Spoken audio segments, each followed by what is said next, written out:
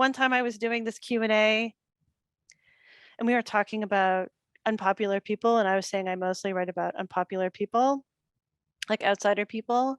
And some girl at the front of the stage was like, "Who's going to tell the stories of popular people?"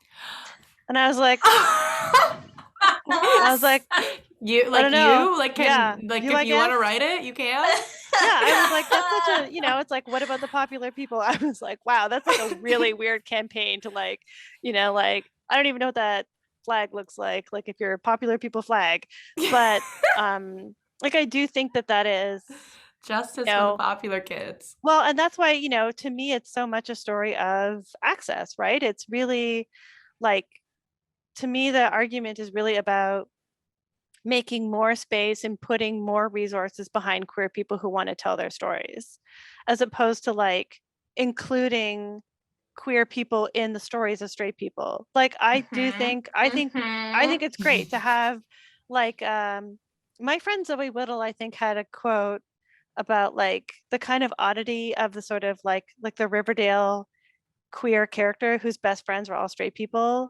And her point was like, most queer people have a lot of queer friends. Like they don't all like, just want to hang out with straight women all the time. Yep. Although some do, and that's cool if that's what you want to do. But like, I think it's just about being included in someone else's reality as opposed to making space for like a different perspective. Oh my God, I have like so many things that I want to talk about right now. I saw you, Lee, just like bursting my to the brain is like a seams million of like, miles a minute. I can't keep up with it. I'm like, wait, what? Yes. Okay, I'm gonna start with the one that you just said though, that is so, because I feel like it's exactly the same thing you were just saying, Ellie, with like the Mark Wahlberg movie. Is it's like that's not a queer movie. That's not a movie about a queer person. That's not like, that is pitching to straight audiences like, hey, look, a dead queer character that we can like learn about and grow for ourselves in the process. Like, meh. Yes. We don't need that, and like, and it's so it's why I think there's something like Cold is interesting, because I think at like a surface level, if you hand people a book and be like, it's about a gay kid who dies, like that's what you expect you're gonna get, right? Like you expect you're gonna get that story of like, oh, maybe they'll uncover that he was gay, and then you'll get to see his parents like struggle with that, or like have known but have been ashamed of him, and how does that make them feel about themselves, like that's the story that I feel like we've all seen time and time again, and like nobody needs it anymore, but that's not what Cold is. And like, and it's so fun to get to see the story unfold, where like you do have so many different perspectives, and so many of them are queer, including the queer perspective of the queer kid who died, like there's just like so many layers that go into that, I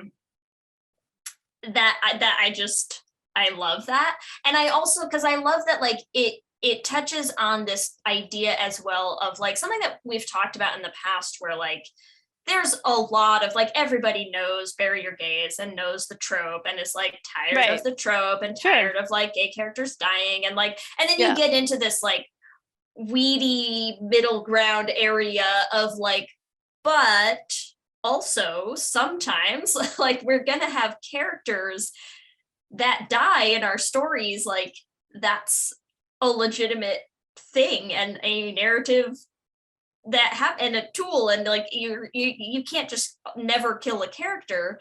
And also, if you're writing, like you just said, if I'm writing stories that center numerous queer characters, like does that mean you're just never allowed to have a character die? Like how does that, where does that leave you, I mean, I think it's also like, like there's tropes, right? Like, and I think the thing is that if the trope is all you get, if the only way you're going to get a queer character in a story is if he's a tragic reminder of like, the inhumaneness of man or what have you, then that's our, the in-personness of persons, like then it's not good. But I also think it's like, I mean, like the more stories you have, the more we can kind of like, like, I don't think that there's anything wrong with certain tropes. Like, I personally am not a big person. I'm not a big fan of coming out stories now.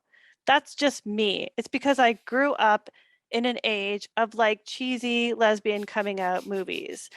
You know, Claire of the Moon was like my gateway into lesbianism. So I'm just coming back from that. Like, I'm still trying to like grapple with that part of my life. So, but I don't think there's anything wrong with them. And that is a super important part of a lot of queer people's lives. Like, a lot of people have that moment of like realizing that thing about themselves, and it's a perfectly good story. It's just because it was so much a part of all I could read. That's just, I'm not interested personally in it anymore. But I think it's like that, like, I want there to be multiple versions of that. I want there to be like a coming out story that I've never heard before. Like, I want there to be more of those stories, so that it's not just like the only gay stories you get are a gay person saying to a straight person, you don't understand what it's like to be me. You know what I mean? Like, I want to Yeah. see different versions of things.